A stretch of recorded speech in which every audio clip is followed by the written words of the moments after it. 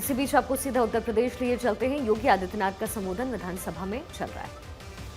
पैदा करके सामान्य लोगों का जीना हराम करते हैं। मेरा दायित्व तो बनता, मैं यहां नौकरी करने नहीं आया हूं, कतई नहीं। मैं यहां पे इस बात के लिए आया हूं कि अगर वो करेगा तो भुगतेगा भी, और इसीलिए मैं यहां पे आया हूं कि हम लोग उससे लड़ेंगे।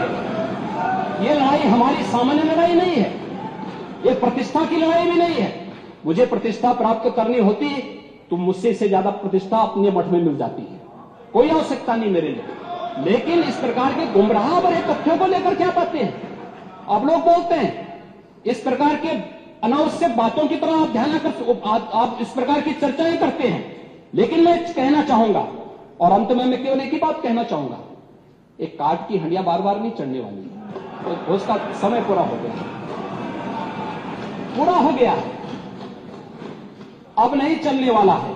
और इसीलिए हम लोग तो इस बात के पक्षधर हैं, और वह ये मैं फिर भी आपसे आप लोगों से कहूंगा, आपसे नहीं, आप तो बड़े बुजुर्ग हैं, वयोवृद्ध हैं, पूरे मैं दोनों पक्षों से कहूंगा कि पांडे जी जैसे लोगों को सम्मान मिलना ही चाहिए, क्योंकि वो पीढ़ी लगभग अपने ढलान की तरफ है और मुझे लगता है उन्हें हर प्रकार का सम्मान मिलना चाहिए।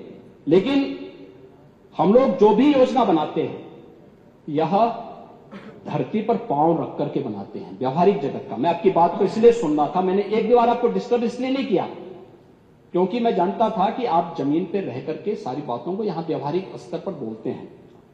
और इसीलिए मैं कहूंगा कि एक पांव, जो अटल जी ने कहा था, एक पांव धरती पर रखकर ही बावन भगवान ने आकाश पाताल को जीता था।